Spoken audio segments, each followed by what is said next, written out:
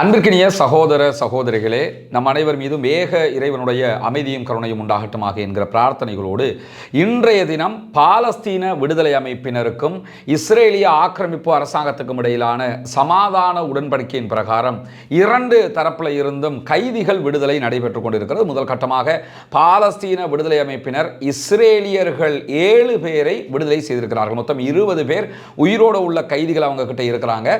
அதில் 7 பேரை விடுதலை பண்ணினாங்க. சற்று நேரத்துக்கு முன்பதாக மீண்டும் 13 பேரை விடுதலை செய்து சர்வதேச செஞ்சிலுவை சங்கத்திடம் ஒப்படைத்திருக்கிறார்கள். அவர்கள் தற்போது இஸ்ரேலை சென்று அடைந்திருக்கிறார்கள் என்கிற செய்திகள் எல்லாம் வெளியாகி இருக்கிறது. இஸ்ரேலில் மகிழ்ச்சி கொண்டாட்டங்கள் நடைபெற்று வரக்கூடிய இந்த சூழலில் பாலஸ்தீனத்தை சேர்ந்த சகோதரர்களும் தற்போது இஸ்ரேலிய ஆக்கிரமிப்பு அரசாங்கத்தினுடைய நெகோ பாலைவனத்தில் இருக்கக்கூடிய சிறைகளில் இருந்து விடுதலை செய்யப்பட்டுக் கொண்டிருக்கிறார்கள். அவர்களும் காசாவை நோக்கி வந்து கொண்டிருக்கிறார்கள். ஒரு தொகுதியினர் வந்திருப்பதான செய்திகளும் வெளியாகி கொண்டிருக்கக்கூடிய இந்த சூழலில் கிட்டத்தட்ட 28 பேருடைய உடல்கள் காசாவிலே இருப்பதாக நம்பப்படுகிறது.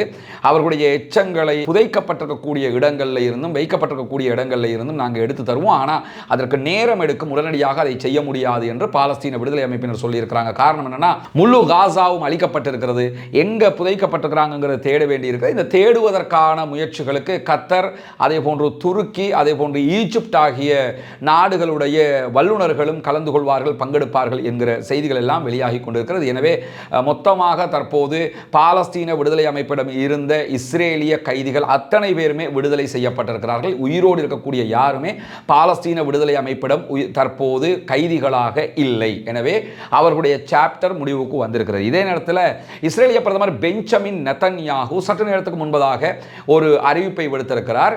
இவ்வளவு நாட்களாக அவர் சொல்லாத வார்த்தையாக அந்த வார்த்தையை அறிவிச்சிருக்கிறார். என்னன்னா, தற்போது காசாவில் வார் எண்டாகி விட்டது, காசாவினுடைய வார் முடிவுக்கு வந்து விட்டது என்கிற செய்திகளை சொல்லியிருக்கிறாரு. இதுவரைக்கும் காசா வார் முடிஞ்சிருச்சு என்கிற செய்திகளை அமெரிக்க அதிபர் டொனால்ட் ட்ரம்ப் சொல்லி வந்தார், மற்ற ஊடகங்கள் சொல்லி வந்தது, பாலஸ்தீன விடுதலை அமைப்பினர் சொல்லி வந்திருந்த நிலையில் பெஞ்சமின் நெதன்யாகு இதுதான் முதல் தடவையாக செய்தியை சொல்லியிருக்கிறார். அமெரிக்க அதிபர் டொனால்ட் ட்ரம்ப் தற்போது இஸ்ரேலை வந்தடைந்திருக்கிறார். சற்று நேரத்தில் இஸ்ரேலுடைய நெசட்டில் பாராளுமன்றத்தில் அவர் உரையாற்ற இருக்கிறார்.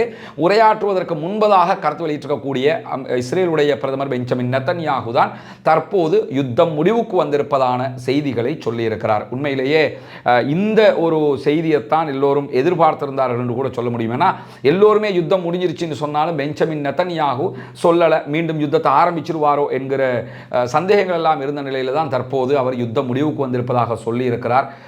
உண்மையிலேயே மகிழ்ச்சிக்குரிய செய்திகளாக இந்த செய்திகள் எல்லாம் இருக்கிறது. இரண்டு தரப்பில் இருக்கக்கூடிய கைதிகள் பரிமாற்றமும் நடந்து கொண்டிருக்கக்கூடிய சூழலில் இந்த செய்தி மிக மகிழ்ச்சிகரமான செய்தியாக நம்மை வந்து அடைந்திருக்கிறது. எனவே பணைய கைதிகளாக இருந்த அத்தனை பேரும் விடுவிக்கப்பட்டிருக்கிறார்கள். செத்துப்போனவர்களுடைய எச்சங்கள் கொடுக்கப்பட இருக்கிற அதே நேரத்தில் தற்போது விடுதலையாகக்கூடிய பாலஸ்தீன மக்களில் யார் யார் முக்கியஸ்தர்கள் விடுதலையாக இருக்கிறார்கள் என்பதை அந்த விடுதலை நடக்கும்போது உங்களோடு நாங்கள் பகிர்ந்து கொள்ள தயாராக இருக்கிறோம். தொடர்ந்து இணைந்திருங்கள். பாலஸ்தீனம் வெற்றி பெற வேண்டும், பாலஸ்தீனம் சுதந்திரம் அடைய வேண்டும் என்கிற பிரார்த்தனைகளோடு முடித்துக் கொள்கிறேன். வாகிறது அவ்வானால் அல்ஹம்துலில்லாஹி ரப்பில் ஆலமீன்.